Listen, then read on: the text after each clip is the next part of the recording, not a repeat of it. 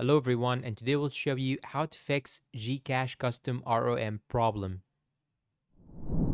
The first thing that you should do is to simply go to About Phone and try to turn on the phone to the developer options or the developer mode. So simply here, tap on your version, me version, just right here, tap on it several times till you find here an option saying or a pop-out message that says that you are now the developer. After you turn on the developer mode, you will now have to go back to the settings, scroll down till you find additional settings. After going to additional settings, go here to developer options. Once you go to developer options, here you have this option OEM unlocking. Just toggle this option off. And once you toggle this off, you will have to go back to the top and turn off the developer options, then restart your phone. After restarting your phone, you can open the GCash application and you will find that your problem has been solved. And that's all for today's video. And I hope this video is useful to you all, and thank you for watching, and goodbye.